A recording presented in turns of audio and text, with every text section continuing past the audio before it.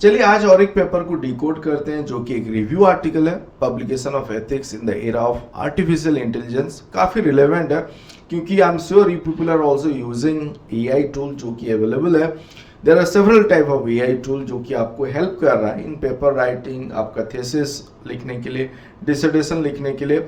तो इसको कैसे यूज करना है, तो इसका जो एथिकल एस्पेक्ट है उसको भी समझना जरूरी है। ऐसा ना हो कि वो पेपर वो थीसिस बाद में रिट्रैक्ट हो जाए और बाद में कोई एथिकल कंसर्न पे वो फंस जाए। तो इसको समझते हैं। ये जो रिव्यू आर्टिकल है यहाँ पे काफ़ी सही तरीके से बताया गया है कि कैसे आपको चीज़ों को ध्यान देना चाहिए अगर आप एआई टूल यूज कर रहे हो। तो इसको समझते हैं। तो पहले समझते हैं कि जो एरियाज है, अगर आप एआई एल्गोरिदम और एआई टूल वगैरह का हेल्प ले रहे हो, पर्टिकुलरली स्कॉलरली पब्लिशिंग पे कहाँ कहाँ पे यूज हो रहा है। लिटरेचर सर्च अगर आप कर रहे हो, इन्फॉर्मेशन रिट्राइवल कर रहे हो, वहाँ पे होता है। डेटा एनालिसिस पे होता है। समराइजिंग द कंटेंट्स, मोस्टली आपने देखा होगा बहुत सारा एआई टूल है जो कि समराइज करता है। बिब्लियोग्राफी, साइटेशन मैनेजमेंट करने के लिए यूज होता है। Create abstract, image, video, manuscript, image quality control, content formatting, language translation, grammar check, target journal selection, peer review, statistical quality assessment, similarity check जो plagiarism check आप बोलते हो, to prevent plagiarism, detection of data and image fabrication। ये आप यहाँ पे सोच सकते हो कि कुछ टूल जो कि ऑथर प्रोस्पेक्टिव पे भी यूज होता है, कोई टूल जैसे कि रिव्यूअर और एडिटर प्रोस्पेक्टिव से भी यूज हो सकता है, और दोनों के लिए वो यूज हो सकता है टुवर्ड्स स्कॉलरली पब्लिशिंग, पब्लिकेशन के फील्ड पे यूज हो रहा है। इसको और भी ज़्यादा हम समझते हैं कि जो एआई टूल और जो एआई अभी आप यूज कर रहे हो, तो क्या डिस्क्लोजर पे होना चाहिए in your research paper, in your thesis, कोई भी कंटेंट जो ऑनलाइन पे जा रहा है।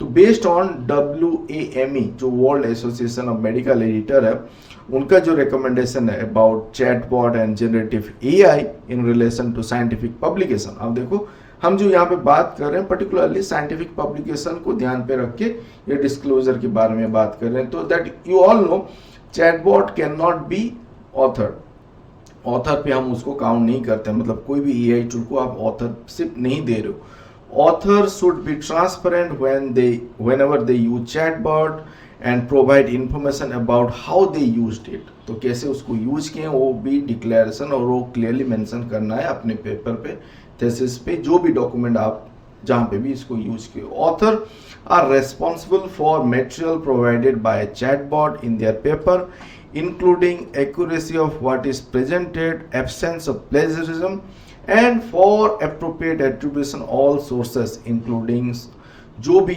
आपने prompt वगैरह यूज किया है to generate some content from the chatbot, वो सबको acknowledge, मतलब उसको mention करना जरूरी है अगर आपने यूज किया है। तो एडिटर पॉइंट ऑफ व्यू से आप देखो, ये ऑथर पॉइंट ऑफ व्यू से हमने यहाँ पे बात किया, then editor point of view से they also need to they need appropriate tool to help them detect content generated or altered by AI।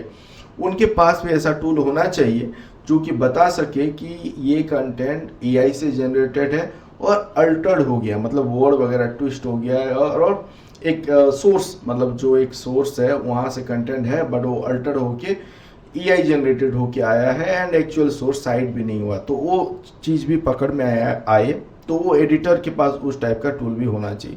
Such tool should be available, made available to editor regardless the ability to pay for them for the good of science and for the public and to ensure integrity of health care information, reducing the risk of adverse health outcome. क्योंकि ये world association of medical editor point of view से जो journal पे publish हो रहा है, आप सोच सकते हो अगर मेडिकल फील्ड पे AI generated Altered content publish हो रहा है, थोड़ा सा भी अल्टर अगर है वो कितना रिस्क की तरफ जा सकता है, तो उसलिए वो बहुत इंपॉर्टेंट होता है। Then editor and peer reviewer should specify to author and each other any use of chatbot in evaluation of the manuscript and generation of the review and correspondence। If they use chatbot in their communication with the author and each other, they should explain how they were used। अगर मान लो editor और reviewer use कर रहे हैं review करने के लिए, evaluate करने के लिए पेपर, थीसिस वगैरह, तो वो ऑथर को भी वो बताना चाहिए एंड अमॉन्ग देमसेल्फ, मतलब अगर अंडर पब्लिशर है, पब्लिशर को भी इन्फॉर्म करना है कि क्या वो ये पर्टिकुलर एआई टूल, जो भी, will not name any of that AI tool they are about to use, उसको यूज कर सकते हैं, नहीं कर सकते, अगर कर रहे हैं क्यों किए हैं एंड कैसे किए हैं, वो भी मेंशन करना जरूरी है। That is from the editor और रिव्यूअर साइड से भी वो चीज़ होना चाहिए, not only from author side. तो आप दोनों पहलू को यहाँ पे हम समझ रहे हैं। Then AI and avoiding fabricated manuscript, यहाँ पे क्या बात किया जा रहा है, मैं यहाँ पे समराइज्ड कंटेंट आपको बता रहा हूँ, जो मैंने पढ़ा पेपर को, समराइज्ड कंटेंट आपको दिखा रहा हूँ, so that easily you can able to understand. And then यहाँ पे अगर हम बात करें author guide, before writing and submitting and AI assisted manuscript, तो मतलब यहाँ पे एआई यूज हुआ है, एआई टूल यूज हुआ है as an assistive way for writing manuscript और योर पेपर और लेट्स से योर थीसिस। तो यहाँ पे जनरल पॉइंट ऑफ व्यू से आप देखो वो क्या कर रहे हैं, वो डिक्लेरेशन और they want something that is indicated that which AI model was used and when and by whom, कौन सा मॉडल यूज हुआ है, कैसे हुआ है, किसके कौन यूज किया है, the rational for the use of AI and how it is use, क्यों यूज किया गया वो आपको बताना जरूरी है। ऑल प्रॉम्प्ट एंड रेस्पॉन्सेस, जो भी प्रॉम्प्ट है, जो भी रेस्पॉन्सेस है, हालांकि अभी आप शेयर भी कर सकते हो, अगर कोई भी प्रॉम्प्ट और मतलब आपने कुछ प्रॉम्प्ट दिया है, उसका रेस्पॉन्स आया, वो चैट को भी आप शेयर कर सकते हो, लिंक भी डाल सकते हो, वो डिक्लेरेशन पे होता है, मैंने एक वीडियो पे भी बात किया था। So where in your article the AI generated content appear, कहाँ पे अपियर हो रहा है वो भी आपको बताना जरूरी है। During the manuscript writing process check the accuracy of all references, ये आपका अभी आप मान लो ऑथर प्रोस्पेक्टिव से आपको क्या ध्यान देना है, एक्यूरेसी ऑफ ऑल रेफरेंसेस, क्योंकि आपको पता ही है चैट बॉट और लेट्स से चैट जीपीटी पे अगर आप कोई कंटेंट जनरेट कर रहे हो, उसको रेफरेंसेस पूछ रहे हो, तो वहाँ पे एक्यूरेसी मतलब सही रेफरेंसेस कभी कभी नहीं आता है, हेलुसिनेटेड रेफरेंसेस भी आता है।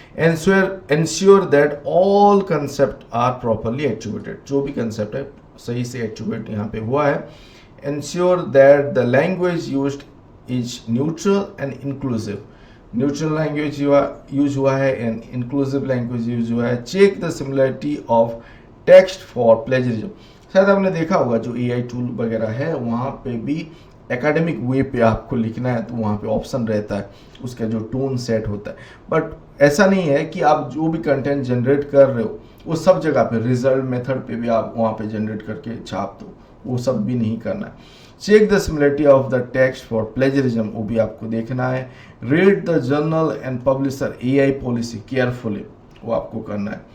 Then AI and current standard for retraction, retraction आपको पता ही है जो एक गलत होता है, अगर वो हो रहा है एकेडमिक आपका जो कैरियर है प्रोफाइल पे एक आप बोल सकते हो दब्बा जैसा लग जाएगा, तो रिट्रैक्शन की तरफ कैसे ना जाओ उस रिलेटेड भी आपको सोचना है, क्योंकि ये शॉर्ट टर्म गोल जैसा नहीं होना चाहिए, आपको देखना है आपका थ्रू आउट द कैरियर, आप अगर कुछ कोई भी फील्ड पे हो तो ऐसा ना हो कि आपने कुछ लिखा है और फिर बाद में रिट्रैक्ट हो गया।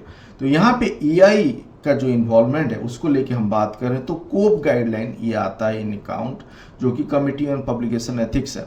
रिट्रैक्शन गाइडलाइन वो क्या बता रहा है, अगर आप सोच रहे होगे कि मेरा यूनिवर्सिटी मेरा कंट्री का गाइडलाइन को मुझे फॉलो करना है, तो नहीं, वहाँ पे आप अगर फॉलो कर रहे हो शायद वो कोप से अगर अडॉप्टेड है देन इट इज़ ओके, अगर नहीं है अपने से बनाए हैं then publisher won't look into आपका यूनिवर्सिटी का कंट्री का guideline, they will look into the COPE guideline, तो ये भी जानना आपको जरूरी है। तो यहाँ पे आप देखो editor should consider retracting a publication, कब रिट्रैक्ट करेंगे, अगर उनको क्लियर एविडेंस मिल रहा है दैट अनरिलायबल और either the result is having some major error, अगर रिजल्ट में मेजर एरर जैसे मिस कैलकुलेशन है, एक्सपेरिमेंटल एरर है, रिजल्ट ऑफ फैब्रिकेशन है, ऑफ डेटा है, फैब्रिकेशन ऑफ इमेज मैनिपुलेशन है, जो कि काफ़ी आपने देखा होगा इस रिलेटेड काफ़ी सारा रिट्रैक्शन अभी हो रहा है, and that might be related with AI generated content, तो इसको हम यहाँ पे रिलेट करके बता रहे हैं। एंड समवेयर प्लेजरिज्म की तरफ अगर वो लेके जा रहा है तो भी रिट्रैक्शन हो सकता है। इट रिपोर्ट्स अनएथिकल, अगर रिसर्च कुछ हुआ है तभी भी रिट्रैक्शन हो सकता है। Finding the previously published elsewhere without proper attribution to previous sources, disclosure to editor, permission to republish, justification, self plagiarism वगैरह भी हो सकता है, आपने प्रॉपर एक्नॉलेजमेंट और डिस्क्लोजर नहीं लाया है, परमिशन टू रिपब्लिश नहीं किए हैं, और सेम इमेज को आप यहाँ पे भी ला रहे हो, पब्लिश कर रहे हो, तो भी रिट्रैक्शन हो सकता है। वो आपका रिव्यूअर जो स्टेज है वहाँ से निकल गया है somehow, but now it has come in place. मान लो 1 साल 2 साल के बाद अभी ये चीज आ रहा है सामने, तो अभी भी रिट्रैक्शन हो सकता है। तो ये चीज़ आपको ध्यान पे रखना है। And it contains material and data without authorisation for use. अगर ऐसा कुछ केस है विदाउट एनी ऑथराइजेशन आपने यूज किया है तभी भी रिट्रैक्शन हो सकता है। कॉपीराइट मटेरियल अगर आपने यूज किया है जहाँ पे लीगल एंड इश्यूज वगैरह है, सीरियस लीगल इश्यूज है, तो वहाँ पे रिट्रैक्शन की तरफ जाता है। Even it will lead to legal some consequences as well, तो वहाँ पे आपको केयरफुल होना है। It has been published solely on the basis of compromised or manipulated peer review process। मान लो आपका फ्रेंड्स हैं, रिव्यूअर हैं, वो मैनिपुलेटेड रिव्यू हुआ है, कोई एक स्पेशल इशू पे आपने डाला है। आप अगर देखोगे रिट्रैक्शन वॉच पे सेवरल पेपर जो अभी रिट्रैक्ट हो रहा है ऑन दिस स्पेशल इशू पे, क्योंकि वहाँ पे रिव्यू प्रोसेस मैनिपुलेटेड हुआ है, तो वो भी आपको केयरफुल होना है। मैंने एक वीडियो पे बात किया था कि क्यों रेगुलर इशू पे जाना है। अगर आप सोच रहे हो special issue and regular issue, तो क्या चीज़ आपको ध्यान पे रखना चाहिए। The author fail to disclose a major competing interest, जो कि होता है कॉन्फ्लिक्ट ऑफ इंटरेस्ट, आपने सही से डिस्क्लोज नहीं किया है। अबाउट डिक्लेरेशन मैंने एक डेडिकेटेड वीडियो बनाया है, वो आप देख सकते हो। तो ये सब रीज़न होता है towards retraction and AI involve होके ये सब चीज़ अगर हो रहा है तो। देन कंक्लूड करते हैं यहाँ पे future direction and limitation of the study. यहाँ पे वो बता रहे हैं कि टॉपिक को लेके COPE and ICMJE and CSE, वो क्या है आपका कोप तो हो गया publication on committee on publication ethics, ICMJE है international committee on medical journal editor जो गाइडलाइन फॉलो करते हैं, and then CSE is council of science editor. तो मोस्टली ये तीनों को अगर आप देख रहे हो तो समराइज आप कर सकते हो, मतलब इसको फॉलो करके आप अपना काम कर सकते हो टुवर्ड्स, अगर आप AI टूल इन्वॉल्व है as an assistive way of writing. तो यहाँ पे आप देखो AI एंड ऑथरशिप पे क्लियर कट बताया गया है कि AI टूल वगैरह ऑथर नहीं हो सकते। यहाँ पे भी बताया गया है, यहाँ पे बताया गया, तो कम है। AI use and transparency and responsibility के बारे में यहाँ पे आप देखो, ऑथर को आपको रेस्पॉन्सिबल होना है। अगर आप एक AI टूल यूज किए हो तो उसको कैसे आप यूज किए हो, टेक्निकल उसका रोबस्टनेस क्या है, ट्रांसपेरेंसी उस मॉडल का क्या है, वो सब डिस्क्लोज, मतलब उसको आपको पता होना चाहिए, तभी आप इसको यूज करो।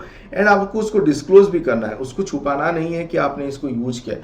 वही चीज़ यहाँ पे भी बताया गया है, एंड यहाँ पे भी वही चीज़ बताया गया है कि AI जनरेटेड कभी कभी क्या होता है, इनकरेक्ट, इनकम्प्लीट, हेलिजेनेटेड रिजल्ट आता है, तो आपको केयरफुल होना है। देन अगर आप यूज कर रहे हो तो उसको आप डिक्लेयर करो, सो दैट जो रिव्यू प्रोसेस पे अब जा रहा है तो they might suggest you whether you can use it or not, तो वो एक चीज़ है। Then author should be accountable for all aspect of manuscript. यहाँ पे भी वही चीज़ है कि ऑथर को यहाँ पे लेना है, मतलब वहाँ पे ऐसा नहीं है कि plagiarism, in absence of plagiarism अगर AI असिस्टेंस भी यूज हुआ है तभी भी आपको वहाँ पे रेस्पॉन्सिबल रहना है एंड एट्रीब्यूशन वगैरह देना है ऑल द सोर्सेज का। AI एंड डिस्क्लोजर पे भी वही बात हुआ है कि आप अगर पेपर पे कहीं पे भी यूज करो, let's say any of the content, आपका डेटा एनालिसिस हो गया, मेथड हो गया, तो आप वहाँ पे भी उसको आपको मेंशन करना है वो पर्टिकुलर सेक्शन पे कि आपने यूज़ किया है। इवन इन ICMJE गाइडलाइन पे भी वही बात किया गया है कि if AI was used for data collection, analysis, figure generation, author should describe this use in the method. आपको उसको डिस्क्राइब करना है। इवन कवर लेटर पे भी डिस्क्राइब आप करो, बेटर है कवर लेटर पे आप डिस्क्राइब करो, डिक्लेरेशन पे करो, एंड डिफरेंट सेक्शन पे अगर आप कर रहे हो, क्योंकि वो रिव्यू पे वो उनको आप बता रहे हो कि आपने यूज किया है to the editor, to the reviewer, so that बाद में आपके ऊपर अगर क्वेश्चन आए तो आप अपने आप को डिफेंड भी कर पाओगे। देन यहाँ पे भी वही चीज़ बताया गया है कि ChatGPT, LLM जो भी आप यूज कर रहे हो, आप उसको क्लियरली उसको डिक्लेयर करो in the cover letter, justification दो, कौन सा जो टूल, उसका नेम क्या है, वर्जन क्या हुआ है, मॉडल क्या है, डेट, अगर कौन से डेट पे आपने यूज किया वो सब भी आप मेंशन कर सकते हो। That have discuss in the declaration section पे कैसे यूज करना है, कैसे डिक्लेयर करना है टूल के बारे में, वहाँ पे भी मैंने बताया था। Then the last point is the AI and editor peer reviewer, उनके लिए अगर ये दो चीज़ तो हो गया जो हम बात कर रहे हैं ऑथर प्रोस्पेक्टिव से। अगर एडिटर प्रोस्पेक्टिव से भी आपको केयरफुल होना है। अगर आप यूज कर रहे हो कोई भी AI tool and towards plagiarism detection, तो कितना एक्यूरेट है नहीं है, सिमिलरिटी इंडेक्स क्या आ रहा है, कैसे उसको इंटरप्रेट करना है। देन अगर आप इवैल्यूएशन वगैरह कर रहे हो और रिव्यू कमेंट जनरेट कर रहे हो तो क्या वो डिपेंडेबल है नहीं है, वो सब चीज़ भी आपको ध्यान देना चाहिए। Then similarly here ICMG guideline पे भी यहाँ पे बताया गया है कि जो सॉफ्टवेयर अगर आप यूज कर रहे हो that you have to be careful and you should know about it. वो कौन सा वर्जन आप यूज कर रहे हो, वो बायसनेस वगैरह वहाँ पे है नहीं है। देन ऐसा ना हो कि कॉन्फिडेंशियलिटी जो है आप उसको भी मेंटेन करना है। Reviewer should maintain that confidentiality of the manuscript जो यहाँ पे बताया जा रहा है। And reviewer must request permission from the journal prior to using AI technology, वो भी आपको परमिशन लेके यूज करना चाहिए, वो यहाँ पे क्लियर कट बताया गया। क्योंकि आप जो भी कंटेंट मान लो AI प्लेटफॉर्म पे दे रहे हो, something you are doing is sharing that content to AI platform, क्योंकि AI क्या करेगा उसी कंटेंट से फिर सीखेगा। तो आप जो अनपब्लिश्ड काम है एज एन रिव्यूअर मैं बता रहा हूँ, ऐसा नहीं करना चाहिए। कोई एक प्लेटफॉर्म पे जाके उसको अपलोड कर दो टू गेट सम कमेंट, उसका आप ड्रॉबैक वगैरह खोज रहे हो और लिमिटेशन खोज रहे हो, you know, to generate the review comment, तो ऐसा भी नहीं करना चाहिए। क्योंकि वहाँ से वो कंटेंट अनपब्लिश कंटेंट से AI मॉडल सीखेगा और फिर जो कंटेंट आप और एक प्लेटफॉर्म पे और कोई यूज कर रहा है उसको वो चीज़ चला जाएगा। तो उसको आप समझो, ये कॉम्प्लेक्स सिनेरियो है but these are some direction that might help you. ये आपको हेल्प करेगा इस बारे में सोचने के लिए। जब भी आप यूज कर रहे हो थोड़ा केयरफुल हो कि एथिकल बाउंड्री में रह के आप कैसे कर पाओगे। That's why I thought of making this sort of video. There are several other video, मैं ये वीडियो भी उसी प्लेलिस्ट पे डाल दूंगा जहाँ पे AI पॉलिसीज के ऊपर हम बात करें। Many more will talk about it. ये एक पब्लिश्ड आर्टिकल था, एक रिव्यू आर्टिकल था जिसको हमने अभी डिकोड किया। Similarly there are other videos जहाँ पे आपको सीखने को मिलेगा। So do subscribe, stay connected, do like before leaving. Thank you.